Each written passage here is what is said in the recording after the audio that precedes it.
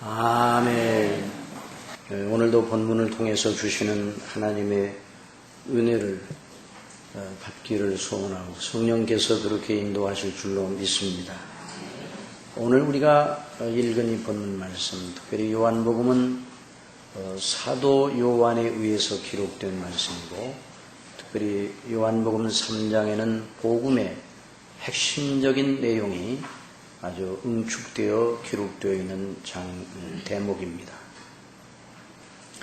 요한복음 3장의 처음 부분은 예수님의 거룩하신 말씀, 예수님께서 니고데모와 대화하신 내용, 그리고 니고데모를 향해서 하신 말씀, 그리고 이어서 계속 복음의 영광에 대해서 하신 귀한 말씀이 기록되어 있습니다. 그런데 오늘 우리가 읽은 이 본문 말씀, 이 부분은 31절, 또 그 앞에 있는 말씀도 세례 요한이 말한 내용입니다. 세례 요한이 말한 내용을 사도 요한이 성령의 인도하심을 통해서 기록을 한 것이죠. 요한복음에 보면은 요한복음 1장에서부터 예수님과 세례 요한 사이를 서로 대조하고 비교하는 그런 장면이 나오고 있는 것을 보게 됩니다. 세례 요한은 빛에 대하여 증거하는 자이지 그 빛 자체는 아니라 말씀하셨어요. 빛은 우리 주 예수 그리스도십니다. 그래서 세례 요한이 빛 되신 그리스도를 어떻게 증언하였는가 하는 것을 우리는 본문 말씀을 통해서 발견하게 됩니다. 정말 세례 요한은 사도 요한과 구별되는 요한이죠. 그러니까 요한인데 세례자라는 명칭이 붙어 있습니다. 그래서 이 세례 요한은 하나님의 뜻대로 택하심을 받아서 예수님의 오실 길을 예비하는 귀한 사명을 받은 사람이었습니다. 사실 모든 하나님의 말씀의 종들은 구약시대나 신약시대나 그 이후 전체 교회 시대를 막론하고 항상 그리스도를 증거하는 일에 전념을 다해왔습니다. 교회 시대의 신실한 설교자들의 설교 속에도 항상 하나님의 아들, 하나님의 보내신 자 예수 그리스도와 그 구원의 놀라운 역사와 그 은혜를 증거하는 것, 그것을 설교로 이해를 하였습니다. 오늘날도 역시 마찬가지고 앞으로도 모든 설교자들이 그리해야 합니다. 이 세례 요한도 하나님의 거룩하신 분부를 받들어 그리스도를 증언하는 그런 귀한 역할을 감당했어. 이 세례 요한은 특별히 구약 시대, 구약의 경륜 속에 마지막 선지자라고 할 수 있습니다. 세례 요한이 그리고 이제 신약이 열리는 여명기에 그리스도를 가리키며 백성들로 하여금 그리스도를 맞을 준비를 하도록 하는 귀한 사명을 받은 것입니다. 그래서 하나님의 명을 따라 회개하라, 천국이 가까웠다. 곧 메시아 그리스도께서 가까이 오셨다는 것을 늘 증거하였습니다.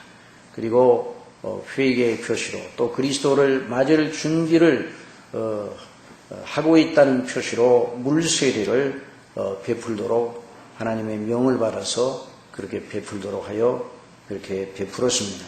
세례 요한의 메시지는 항상 회개하라, 천국이 가까웠다. 곧 그리스도께서 가까이 오셨다. 그리스도를 증거하는 데 있었습니다.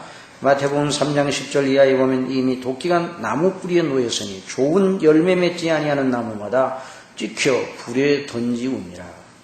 나는 너희로 회개하게 하여 물로 세례를 주거니와 내 뒤에 오시는 이는 나보다 능력이 많으시니 나는 그의 신을 들기도 감당치 못하겠노라. 그는 성령과 불로 너희에게 세례를 주실 터이요 손에 키를 들고 자기의 타작마당을 정하게 하사 알룩은 모아 곳간에 들이고 쭉정이는 꺼지지 않은 불에 태우시리라. 이렇게 무섭고 강력한 경고의 음성을 바라며 그리스도를 맞을 준비를 하도록 백성들을 깨우쳤습니다. 이 세례 요한과 예수님과의 관계에 대해서 성경에 나타난 바는 이러한데 성경에 구체적으로 나타나지는 않았지만은 성경에 입각하여 미루어 짐작해 보면 예수님과 세례 요한은 어릴 적부터 서로 알고 교제하던 사이가 아니었을까 이렇게 짐작해 봅니다. 왜냐하면 예수님의 모친 마리아와 세례 요한의 모친 엘리사벳이 친척 사이였고 성령께서 마리아에게 임하시어 예수님을 잉태하게 하신 후에 그 마리아가 엘리사벳을 찾아 방문한 적이 있었습니다. 자, 세례 요한은 예수님보다 6개월 전에 잉태를 하였죠. 그래서 그 방문을 하였는데 누가복음 1장 39절에 보면 이때 마리아가 일어나 빨리 산중에 가서 유대 한 동네에 이르러 샤가랴의 집에 들어가 엘리사벳에게 문안하니 엘리사벳은 세례 요한의 어머니입니다. 마리아의 문안함을 들으며 아이가 그 세례 요한이 그 복중에 아기가 복중에서 뛰노는 줄 알아. 엘리사벳이 성령의 충만함을 입어 큰 소리로 불러 가로되 여자 중에 내가 복이 있으면 내 태중의 아이도 복이 있도다. 내 주의 모친이 내게 나오니 이 어찌된 일인가. 성령 충만하여서 엘리사벳도 이 말을 하리라고 생각을 안 하고 있었는데 성령 충만하여 성령의 이끌림을 따라서 이 말을 한 것입니다.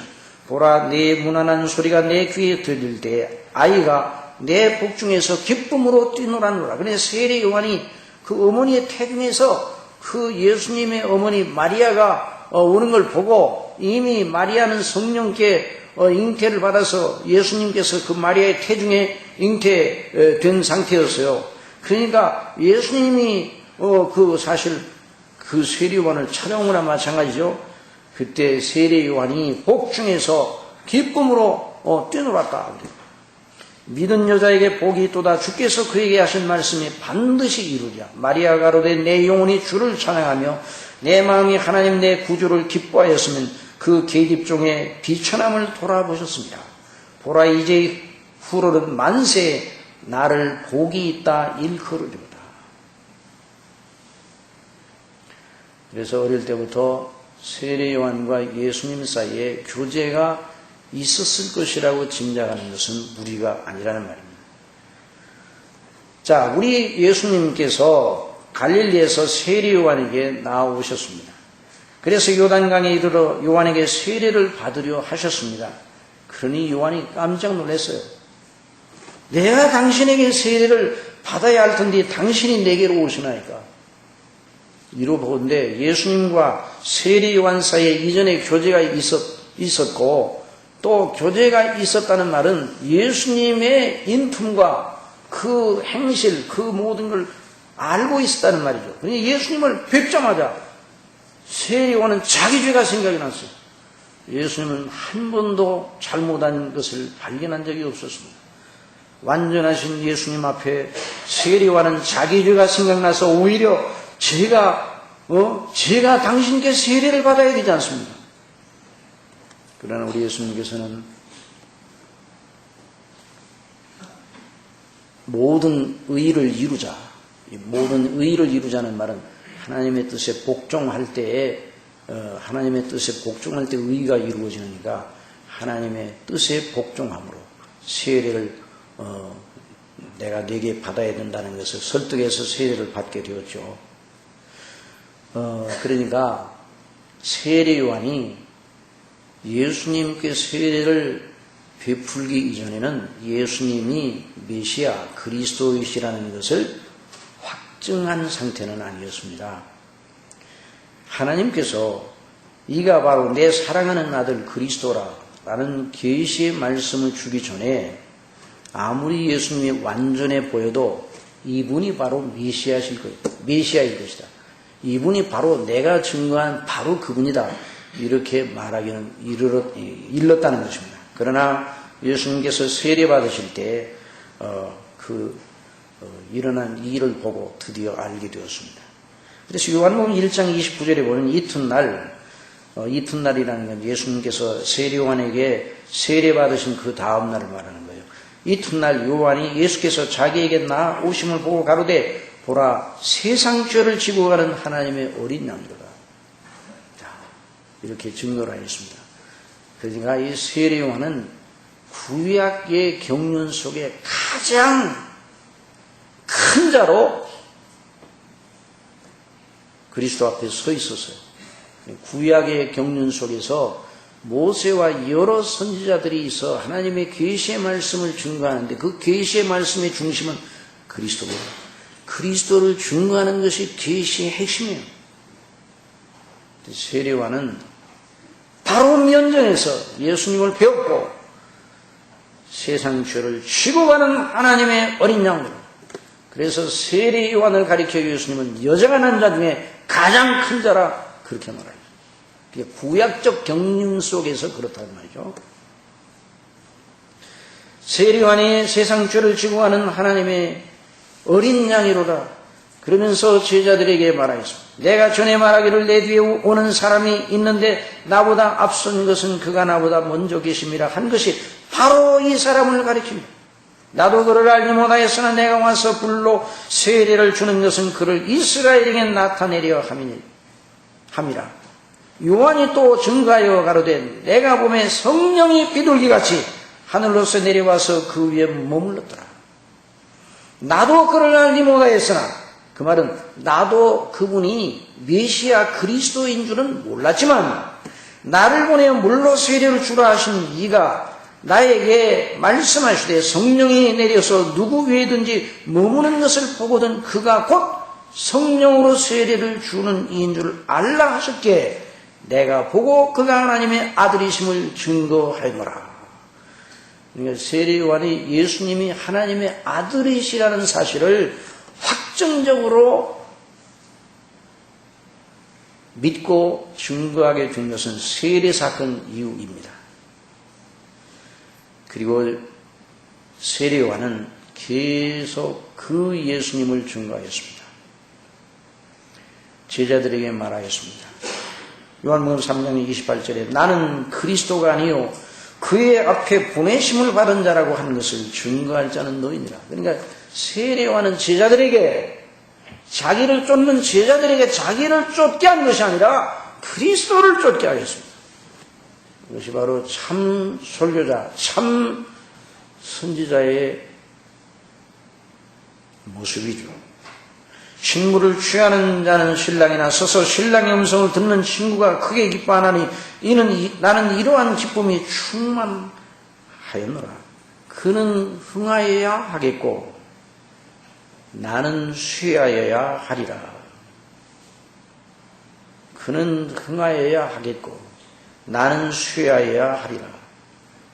정말 성령의 충만한 세례 요한이 그 입으로 행한 놀라운 말씀입니다. 여러분, 주님의 이름이 흥하기를 원합니다. 저와 여러분의 존재 속에 주님의 이름이 드러나면 가장 복된 인생이 됩니다. 그러면서 위로부터 오시는 이는 만물 위에 계시고 땅에서 난 이는 땅에 속하여 땅에 속한 것을 말하느니라. 하늘에서 오시는 이는 만물 위에 계시나니 그가 보고 들은 것을 증거하되 그의 증거를 받는 이가 없도다. 그의 증거를 받는 이는 하나님은 참되시다 하여 인천느니라. 세례요한이 그렇게 있었어요. 여러분, 세례요한은 어떤 의미에서 사람의 시각으로 보면 불행한 사람이에요. 예수님보다 6개월 먼저 태어나고 예수님보다 먼저 세상을 떠난 사람이었습니다. 그러니 사람의 생각으로는 복되지 못한 사람이었습니다. 편할 날이 없었습니다. 그러나 여러분, 세례요한은 정말 복 있는 사람이었습니다. 세례요한은 영원히 복된 사람. 저나 여러분이나 누구라도 하나님의 아들 주 예수 그리스도 안에서 자기의 존재의 의미, 자기가 사는 목적, 자기의 가치, 자기 자신이 누구인가를 그리스도 안에서 찾은 사람은 복 있는 사람입니다. 그것이 바로 구원입니다. 하나님이 우리에게 주신 구원은 그리스도 안에서 잃어버린 우리를 찾게 하시는 것, 그것이 하나님의 구원입니다. 죄로 말미암아 상실된 우리가 그리스도 안에서 나를 찾아 하나님과 새로운 생명과 화평관계에 들어가는 것, 이것이 바로 구원인 것입니다. 뒤풀이 말하지만 여기에 저와 여러분의 삶의 관건이 달려있는 것입니다. 하나님의 아들 우리 주 예수 그리스도가 저와 여러분 모두의 이제와 영원한 흥함과 폐함의 척도라는 것을 잊어서는 안 됩니다. 누가 만물의 척도, 인간은 만물의 척도라 그러는데 만물의 척도, 저와 여러분의 영원한 척도는 그리스도십니다. 하나님의 말씀인 성경을 증거하는 설교가 어렵습니까? 여러분, 성경을 읽을 때 어렵습니까? 우리 학생들이 말씀을 듣느라고 많이 애를 쓸 거예요.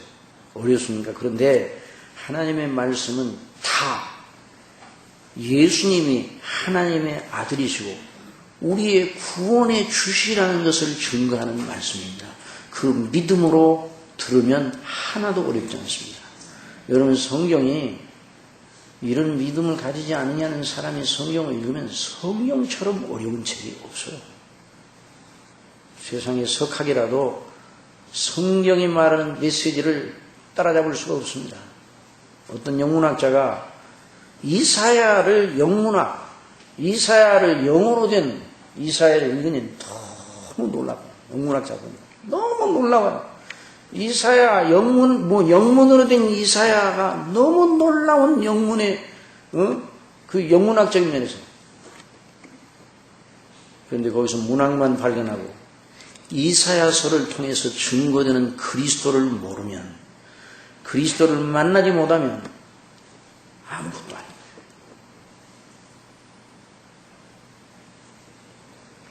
성경은 어디를 읽더라도 하나님의 아들, 하나님의 참되심과 그 하나님의 보내신 자 예수 그리스도와 그를 통해서 주시는 놀라운 구원에 대해서 솔깃하게 말하고 있습니다. 그러므로 그렇게 그걸 붙잡고 예수님이 바로 나의 구주시오, 그가 죽으신 건 나 때문이고 그가 사신 건 나의 영생을 위한 것이고 내가 의롭다 하심을 받고 하나님의 영원한 자녀가 되어서 우리 하나님께 영광을 돌리는 그런 사람이 되게 하셨다. 이 요점을 붙잡고 성경을 읽으면 어디를 읽어도 다 받아들일 수가 있습니다. 물론 성경을 읽어도 이해되지 않는 부분이 많을 수 있습니다. 그러나 어떤 성경도 이해되지 않는다고 버릴 성경은 한 군데도 없습니다. 믿음의 사람들에게는 다 받아들여지게 되는 겁니다. 여러분 믿습니까?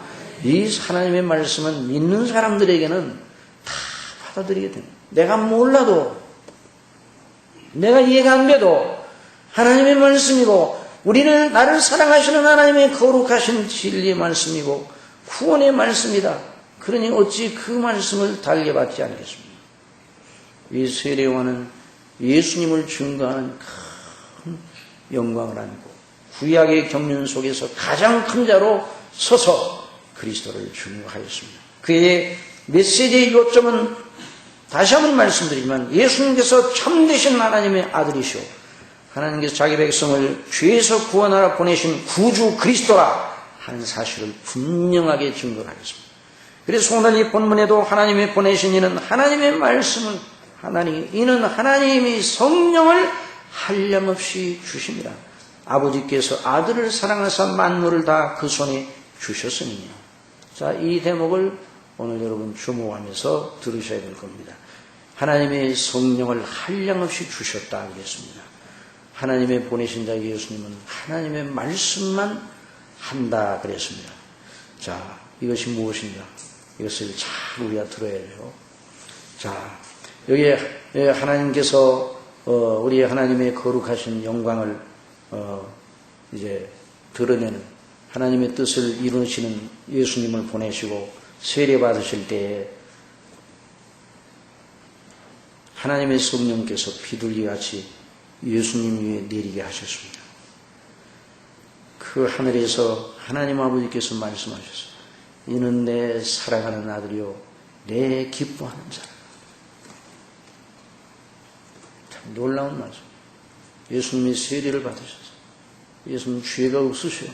그런데 모든 의를 이루기 위해서 예수님은 세례 요한에게 세례를 받으셨어요.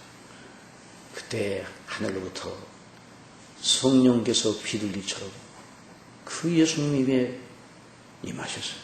내려오셨어요. 하늘로서 또 소리가 들렸어요. 이는 내 사랑하는 아들이요 내 기뻐하는 자라.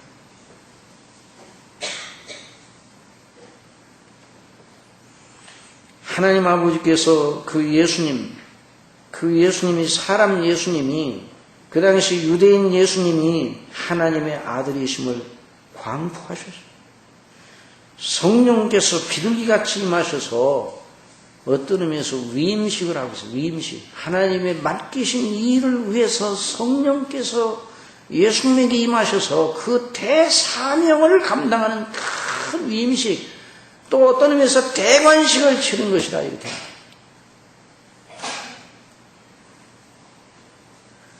아버지께서 아들을 사랑하사 만물을 다 그 손에 주셨으니 하나님께서 뜻하시고 목적하신 모든 계획을 이루실 대권을 아들이신 예수님에게 맡기셨다는 거예요. 예수님이 하시는 말씀과 일을 볼 때 누가 생각이 나게 하셨다고요? 하나님 아버지께서 생각나게 하셨어요. 자, 우리 예수님이 이런 말씀을 하셨습니다. 내 아버지께서 이제까지 일하시니 나도 일한다 하시매 유대인들이 이를 인하여 더욱 예수를 죽이고자 하였다. 요한복음 5장이 그렇게 기록되어 있습니다. 자, 아버지께서 일하시니 나도 일한다. 아버지와 나, 예수님의 아버지와 나를 하나로 보셨어요. 하나로 말씀하셨어요. 그러니 하나님을 자기의 친아버지라 하여 자기를 하나님과 동등으로 삼으심이라. 그러니까 죽이려고 했어요, 예수님은.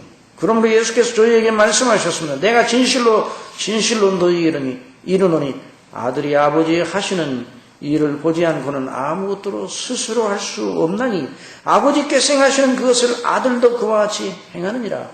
아버지와 아들은 만세 전부터 창세 전부터 하나셨어요. 아버지가 하시는 일을 아들이 보셨어요. 아버지가 하시는 일을 아들이 못 본 것 하나도 없어요. 아버지께서 하시는 일을 아들에게 보여주지 아니하신 게 없어요. 아버지께서 아들을 사랑하사 자기 행하시는 걸 다 아들에게 보이시고 또 그보다 더 큰 일을 보이사 너희로 기이 여기게 하시랴. 아버지께서 죽은 자들을 살리신 것 같이 아들도 자기의 원하는 자들을 살리시느니라. 아버지께서 아무도 심판하지 아니하시고 심판을 다 아들에게 맡기셨다. 여러분, 심판주가 누구냐고 물어보면 지금 그리스도라 이렇게 대답해도 틀림이 없는 겁니다. 하나님이 심판하신다 이렇게 말해도 틀림이 없는데, 하나님이 심판하시는데 누구를 통해 심판하시는가? 그리스도께서 심판하십니다. 저리로서 하늘로서 죽은 자와 산 자를 심판하려 오심이라. 오늘 우리가 지난 건백 했잖아요. 이는 모든 사람으로 아버지를 공경하는 것 같이 아들을 공경하게 하려 하심이라. 아들을 공경치 아니하는 자는 그를 보내신 아버지를 공경치 아니하느니라. 그러니까 아들 예수 그리스도를 믿지 아니하는 사람들이 뭐 하나님 신 아무리 얘기해봐야 그건 다 거짓된 것입니다. 거듭 말씀드리지만 철학자들이나 사상가들이 우는 신의 존재에 운운하는 건 아들 예수 그리스도를 모르고 믿지 아니하는 가운데 그 말을 하는 건 정말 가소롭기 짝이 없는 일이에요. 우리 참 하나님, 천지를 만드신 하나님은 우리 주 예수 그리스도의 아버지이십니다. 하나님이 보내신 이 예수님은 하나님의 말씀을 하신다고 그랬어요. 이 표현은 하나님께서 맡기신 뜻과 목적만 말씀하시고 또 그것만 이루신다는 말씀입니다. 히브리서 1장 1절에 옛적의 선지자들 여러 부분과 여러 모양으로 우리 조상들에게 말씀하신 하나님이 이 모든 날 마지막에 아들로 우리에게 말씀하셨다 그랬어요. 아들로. 이 말은 아들로 뜻을 증거하시고 이루셨다는 말이에요. 말씀하셨다는 말이에요. 이 아들을 만유의 후사로 세우시고 또 저로 말미암아 모든 세계를 지으셨느니라. 아들을 통해 천지창조하셨어요. 하나님 아버지께서. 이는 하나님의 영광의 광채시오 그 본체의 형상이시라. 그의 능력의 말씀으로 만물을 붙들으시며 아들을 통해서 세상 만물을 다 통치하시고 섭리하시는 거예요. 여러분 믿습니까? 우리 주 예수 그리스도가 통치자십니다. 우리 예수님이 섭리자세요. 죄를 정결케 하는 일을 하시고 높은 곳에 계신 위엄의 우편에 앉으셨느니라. 예수님은 바로 구속주예요. 예수님은 창조주십니다. 예수님은 통치자요 심판주요 구원자이십니다. 이 놀라우신 주님, 그분이 늘 말씀하셨어요. 내가 하늘로서 내려오는 것은 내 뜻을 행하려 하며 아니요 나를 보내신 내 뜻을 행하려 합니다. 나를 보내신 내 뜻은 내게 주신 자 중에 내가 하나도 잃어버리지 아니하고 마지막 날에 다시 살리는 이것이니라.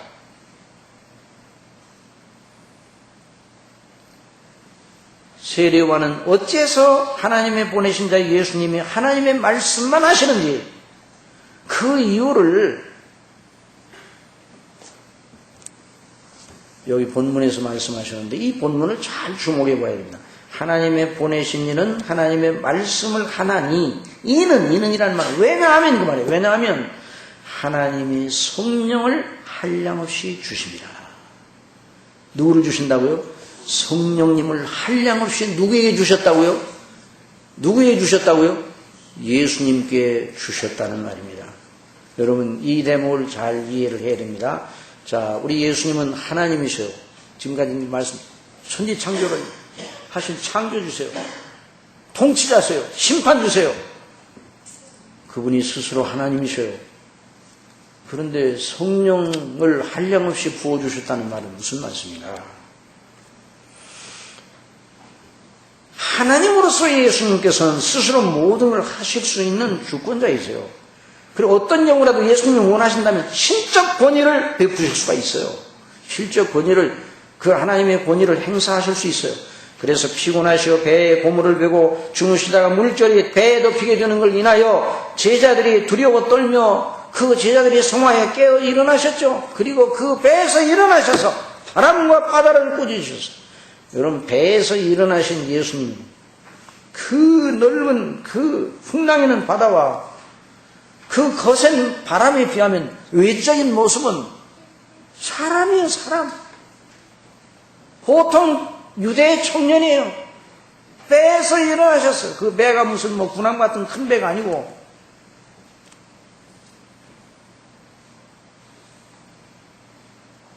그때 보통 고기잡이 작은 어선이었겠죠. 거기서 일어나셨어요. 일어나신 그 모습이 외적으로 보면 사람이에요. 근데 그분이 바람과 바다를 향하여 꾸짖으셨습니다. 그러니 바람이 멈추고 바다가 아주 잔잔해졌습니다. 제자들이 깜짝 놀랐습니다. 아니, 이 사람이, 이 어떤 사람에게 바람과 바다도 순종하는 거? 우리 예수님, 그 사람 예수님이신 그 예수님이 그때 신적인 권위를 발동하셨어요. 창조주의 권위를, 통치자의 권위를 발동하셨어요.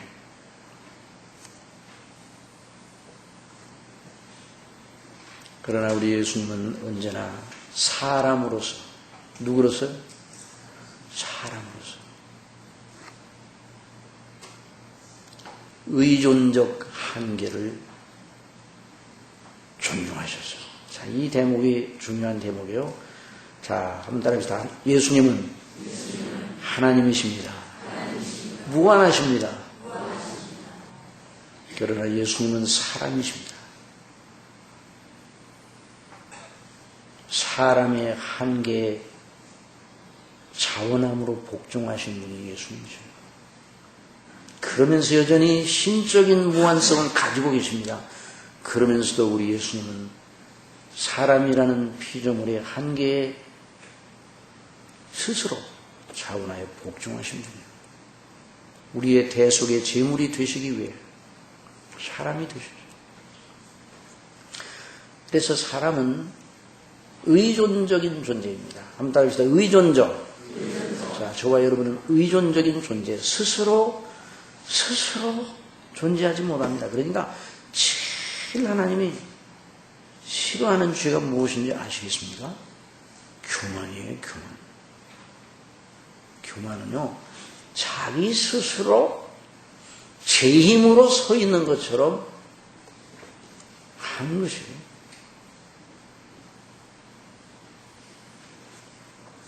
우리 예수님께서는 항상 그러므로 의존적 자리를 지키셔서 성령님을 의존하셨습니다. 여러분 믿습니까? 예수님이 누구를 의존하셨다고요? 성령님을 의존하셨어요. 사람으로서 성령님을 의존하셨어요. 물론 삼위일체, 성부와 성자와 성령 하나님이 삼위일체의 경륜 속에서 신적인 관계 속에 성령님과의 관계를 늘 갖고 계시지만은 사람으로서 우리 예수님은 늘 성령님을 의존하셨어요. 그래서 공중 앞에 나타나시는 공적 생애를 시작하기 전에 예수님께서는 성령님께 이끌리셔. 누구에게 이끌리셨어요? 성령께 이끌리셔. 성령께서 예수님을 이끄셨어요. 예수님은 성령의 인도를 받으셨어요. 40일 금식하신 후에 마귀에게 시험을 받으시고 이기셨죠. 그런 다음에 누가복음 4장에 보면 예수께서 성령의 권능으로, 누구의 권능으로요? 성령의 권능으로, 예수님은 스스로 자신의 권능으로 모든 걸 하실 수 있어요. 그러나 예수님은 성령의 권능을 의지하여 갈릴리에 돌아가십니다. 그 소문이 온 사방에 퍼졌다고 말씀을 했어요. 그리고 예수님께서 여러 회당에서 가르치시고 무사람에게 칭송을 받으셨다고 했어요. 예수께서 그 자라나신 곳 나사렛에 이르사 안식일에 자기 규례대로 쇠당에 들어가서 성경을 읽으려고 서심해 이 선지자 이사야의 글을 들이거늘 책을 펴서 이렇게 기록된 데를 찾으시니 곧 주의 성령이 내게 임하셨으니 이는 가난한 자에게 복음을 전하게 하시려고 내게 기름을 부으시고 나를 보내사 포로된 자에게 자유를 눈먼 자에게 다시 보게 함을 전파하며 눌린 자를 자유케 하고 주의 은혜의 해를 전파하게 하려 하심이라 하였더라. 그래서 예수님께서는 우리를 죄에서 구원하시기 위해 대속의 일을 하실 때 항상 그 전 과정 속에 성령님을 의존하셨어요. 잉태로부터 시작해서 예수님 죽으실 때까지 성령님을 의존하셨습니다. 여러분, 범죄하지 아니하신 예수님께서 그렇게 성령님을 의존하셨다면 범죄한 우리는, 죄 가운데 있는 우리는 얼마나 더욱 성령님을 의존해야 되겠습니까? 성령님을 의존하지 아니하는 모든 행위는 다 믿음으로 하지 않는 것이에요. 그래서 육신의 생각은, 따라하셔서 육신의 생각은 사망이요. 영의 생각은 성령의 이끄심을 따라 그리스도 안에서 하나님을 경외하는 그런 성령의 인도하심을 따라 성령님을 의존하여 행하는 그 모든 사고 체계가 하나님 앞에 아름답고 그래서 생명과 평안이라고 말씀합니다.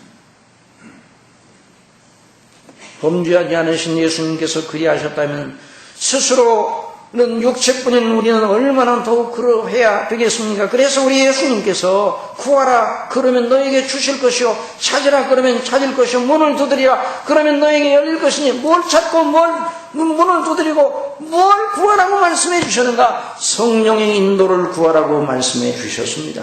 너희가 악할지라도 좋은 걸 자식에게 줄 알거든 하물며 너희 천국께서 구하는 자에게 성령을 주시지 않겠느냐. 구하시기 바랍니다. 성령을 구하시기 바랍니다. 그래서 기도하지 않고는 믿음 생활이 제대로 되지 않는다는 거예요. 기도하지 않고 아무 일도 할 수 없어요. 개인의 믿음도 그렇고 하나님이 하시고자 하시는 일을 우리에게 시켜서 하는 일 다 성령의 인도하심 속에. 그래서 반드시 기도해야 됩니다. 기도는 부끄러운 일이 아닙니다. 기도는 우리의 특권입니다. 여러분 믿습니까? 기도해야 돼요. 교회가 모여서 기도하자. 그럴 때 기도로 헌신하는 건 너무 아름다운 일이에요. 여러분, 우리 주일마다 모여서 하나님 앞에 영광을 돌리는데 이거 하나님이 우리에게 은혜를 주셔서 하는 일이죠.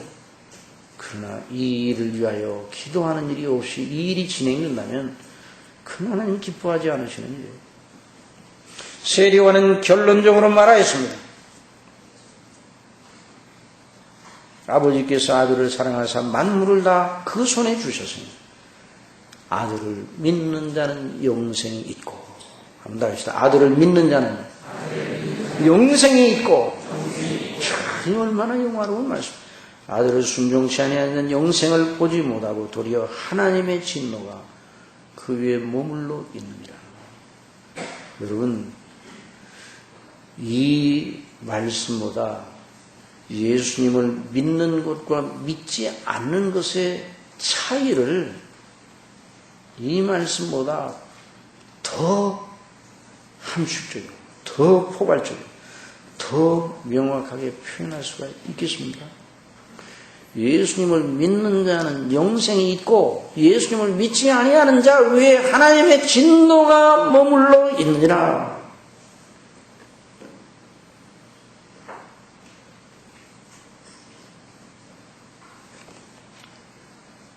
여러분, 세례요한을 통해서, 사도들을 통해서, 아니 구약의 선지자를 통해서 계속 줄기차게 증거하게 한 메시지입니다. 여러분, 하나님의 아들 예수님을 믿고 순종하는 것 외에 인생의 대안이 있으면 내놔보십시오. 있습니까? 없어요. 어떤 것으로도 예수님을 믿는 것을 보충할 수가 없어요. 대신 보충할 길이 없어요. 아들을 믿는 자는 영생이 있고 아들을 순종치 아니하는 자는 영생을 보지 못하고 도리어 하나님의 진노가 그 위에 머물러 있느니라. 사랑하시는 성도 여러분, 우리가 이 땅에 살면서, 자, 주목하세요. 이 땅에 살면서 우리의 영생을 얻었습니까? 얻지 않았습니까? 얻었어요. 얻었는데 이 영생이 얼마나 놀랍고 큰지를 아직 다 맛보거나 누리지는 못했어요. 그러나 영생이 있는 자는 영생의 참맛이 무엇인가를 처음 익은 열매의 맛을 보듯이 맛본 사람입니다.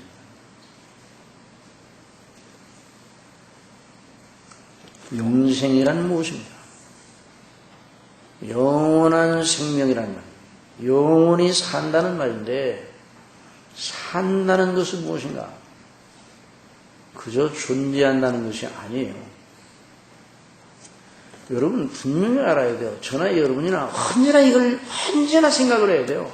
이 성경에 나오는 말씀, 이 주제는 날마다 생각을 해야 돼요. 묵상하게 되는데, 저나 여러분이나 사람이잖아요. 이 사람은 그 존재가 없어지지 않습니다. 무로 돌아가는 게 아니에요.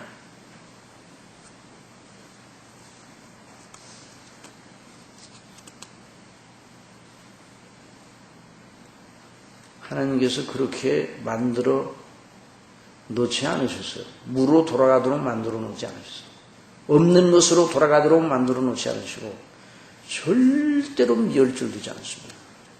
이게 무서운 진리입니다. 여러분 제일 무서워야 할 게 진리예요. 뭘 무서워해야 된다고요? 진리를 무서워해야 돼요. 진리는요, 우리가 마치 밟으면 밟히는 것처럼 느껴져요. 잔디밭을 밟으면 잔디가 밟히죠. 잔디가 우리를 이겨내지 못해요. 밟히는 것처럼 보이죠. 그러나 우리가 지나가고 난 다음에 그 잔디는 다시 일어나요. 잔디도 그렇거든. 하물며 하나님의 진리는 영원토록 있습니다. 하나님이 세우신 창조 질서의 진리는 영원토록 있는 거예요. 인생을 지으신 하나님의 진리, 그 진리는 바뀌지 않는 거예요. 그래서 복음이 1세기나 15세기나 20세기나 21세기나 앞으로 예수님이 언제 오실지 모르는 앞으로 세대가 흘러가도 복음이 절대로 보태지거나 빼지거나 할 필요가 없는 거예요. 그 복음이에요. 왜? 진리는 영원하기 때문입니다. 거지 나사로와 부자의 비유에서 예수님께서 분명히 말씀하셨어요. 이에 그 거지가 죽어 천사들에게 받들려 아브라함의 품에 들어가고, 부자는 어떻게 했어요? 저가 죽어 음부에 내려갔다고 그랬어요. 거짓 나사로도 하늘에서 존재해요. 그 부자도 저 음부 지옥에서 존재해요. 존재는 하는 거예요. 존재는. 저나 여러분 모두에게 이것이 해당이 되는 거예요. 그냥 죽으면 끝나는 게 아니에요.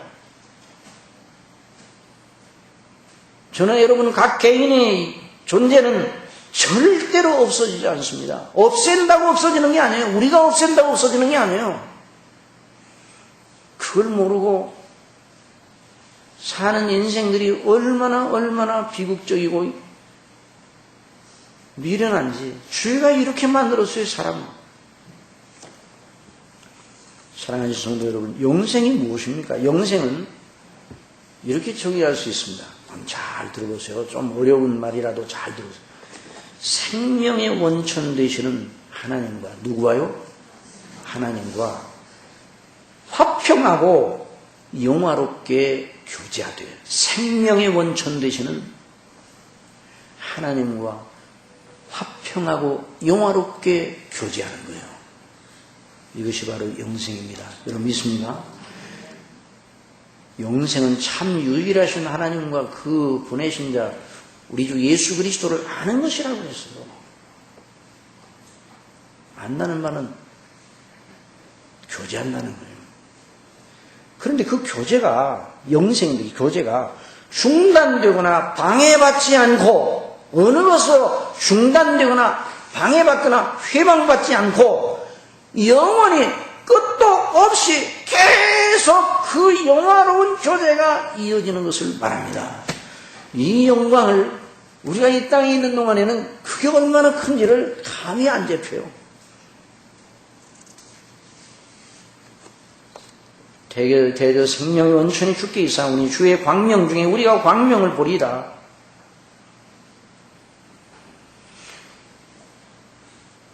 영생은 하나님과 우리 주 예수 그리스도, 그 하나님이 누구세요? 그 영화로우신 하나님, 그 완전하신 하나님, 그 무한하신 하나님, 그 거룩하시고 의로우시고 사랑이 충만하신 그 하나님, 회전하는 그림자도 없으신 그 하나님, 우리 주 예수 그리스도, 그로 더불어 교제하는 것이 영생의 내용입니다. 그 사이에 어느 것이나 천사나 어떤 누구나 어떤 다른 어떤 무엇이 끼어들지 않는 게 그게 영생 교제예요. 그러니까 우리가 예수 그리스도를 믿어 구원을 받는다고 영생을 얻었다는 하나님과 우리 사이에 아무것도 껴있게 해서는 안 되는 거예요. 중보자 예수 그리스도 외에는 하나님과 우리 사이에 아무것도 들어오게 해서는 안 됩니다. 그러니까 예수 그리스도를 믿어 영생을 얻은 우리는 어떤 상황, 어떤 조건에도 상황과 조건을 그 하나님과 우리 사이에 놓고 흥정을 하면 안 되는 거예요. 영생 얻은 사람이 합당치 못한 것입니다. 여러분, 우리 상황이 어렵고 우리 조건이 어렵다 할지라도 그런 상황과 그런 조건에 그런 조건을 가지고 하나님 앞에 기도는 할 수는 있지만 그걸 하나님과 우리 사이의 관계에 영향을 미치는 것으로 내걸면 안 된다. 하나님과 우리 사이에는 아무도 없습니다. 그리스도 외에는. 여러분 믿습니까? 그리스도 외에는 아무것도 없는 것이, 이게 바로 기독교예요.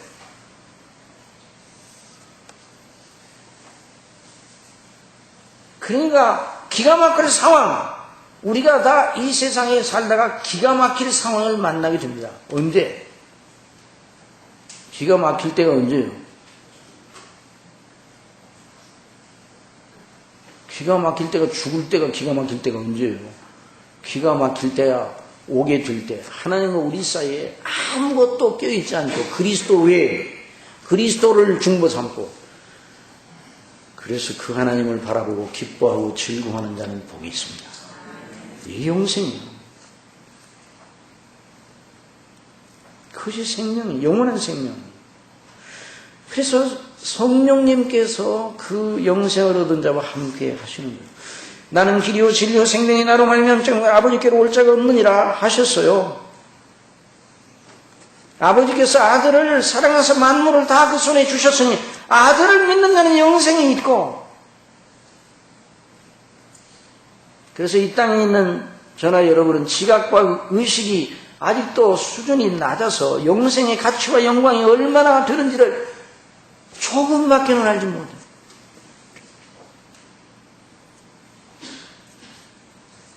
그래서 우리는 연약해서 어떤 때는 땅에 속한 것 때문에 울고 웃고 낙담하기도 하고 또 희망에 차기도 했다. 또다시 이내 불썩 땅에 주저앉고 마는 이런 삶을 계속 살고 있잖아요. 연약해 우리가. 이 죄 가운데 있는 우리의 모습이에요. 그러나 하나님께서는 그리스도 안에서 저와 여러분에게 영생을 주신 것을 믿으시기 바랍니다. 그러니까 그 영생의 영원한 생명의 그 원리를 믿음으로 존중하고 그걸 붙들고 그 영생의 능력이 우리 속에 풍성하게 나타나도록 애를 써요. 저나 여러분에게 어느 날 마귀가 와서 네가 원하는 걸 다 주겠다. 네가 가진 예수님을 믿는 믿음을 버리는 조건 하에서 다 주겠다. 그러면 여러분 뭐라고 대답하겠습니까? 다 같이 한번 대답해보세요. 뭐라고 대답하겠어요? 사단이 여러분에게 와서 어려울 때 그렇게 얘기합니다. 네가 원하는 거 줄 테니까 너 믿음 버릴래? 믿음 버리면 내 줄게. 이럽니다. 그럴 때 여러분 뭐라고 대답해요? 그렇게 가만히 앉아있을 거예요? 사단아, 내 뒤로 물러가라. 너는 나를 망하게 하는 자로다. 내 형편과 조건이 나를 짓누른다 하잖아. 하박국처럼 밭에 식물이 없고 외양간에 수가 없었죠. 나는 나의 구원의 하나님 여호와 하나님 우리 주 예수 그리스도의 구원의 은혜와 영광으로 기뻐하리라. 그리스도의 피로 덤비면 사단이 주랭랑을 치는 거예요. 그런 영생이 얼마나 복된지 어떻게 그 영생의 깊이를 다 알 수 있겠습니까? 여러분 사람도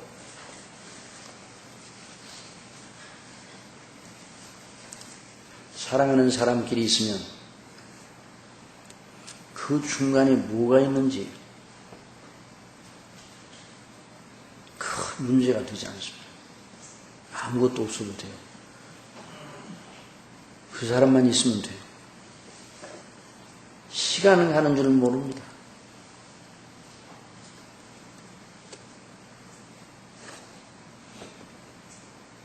여러분 천지의 주제이신 완전하시고 영화로우시고 회전하는 그림자도 없으시고 우리를 사랑하시어 독생자를 주시기까지 한 그 아버지 그리고 우리를 사랑하시어 아버지의 뜻대로 종의 형체로 이 땅에 오셔 우리 죄를 대속하시고 죽으시고 다시 사시고 하나님 우편에 계시고 우리를 위해 기도하시는 그 우리 주 예수님 우리 속에서 보혜사로 역사하시는 성령님 성삼위 하나님을 경외하고 사랑함으로 교제하고 거기서 오는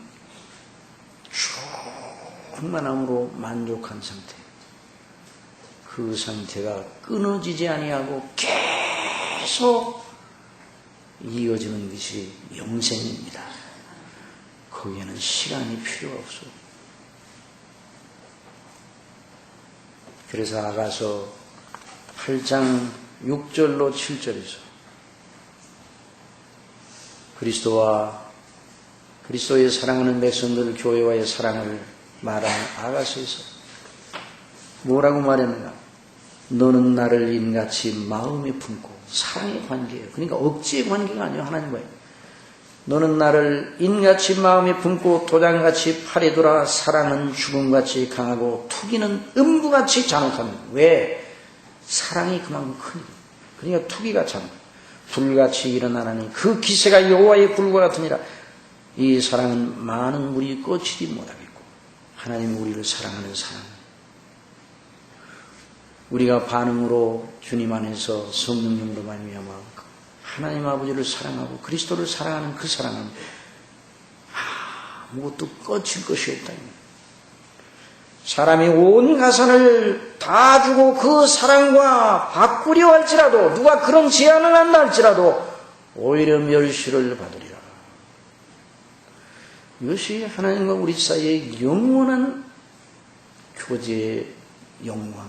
그러니까 영생은 사랑 충만으로 끝없이 이어지는 거룩한 복됨입니다. 이걸 인하여 기뻐하시기 바랍니다. 그리스도 안에 있는 자들에게는 그하다. 오늘 시간이 많이 가서 그러면 하나님의 진노는 어떤가? 그건 다음 시간에 하겠습니다. 여러분 우리가 저나 여러분 예수 그리스도를 믿는 사람들에게는 이미 영생이 있다는 걸 알고 언제나 그 믿음으로 인하여 기뻐해야 될 겁니다. 하나님의 아들을 믿는 자는 자기 안에 증거가 있고 하나님을 믿지 아니하는 자는 하나님을 거짓말하는 자로 만드나니 이는 하나님께서 그 아들에 관하여 증거하신 증거를 믿지 아니하였습니다.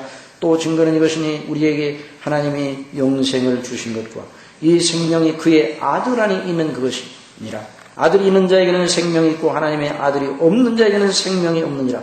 내가 하나님의 아들의 이름을 믿는 너희에게 이것을 쓴 것은 너희로 하여금 너희에게 영생이 있음을 알게 하려 하십니다. 사도 요한을 통해서 성령께서 하신 말씀. 우리가 아들을 믿는 자는 영생이 있고 기도하겠습니다. 아버지 하나님, 저희들이 무엇이한데 이처럼 사랑하셔서 우리 주 예수 그리스도를 믿음으로 말미암아 값없이 은혜로 죄 용서받고 의롭다 하심을 받고 영생을 얻게 하시오.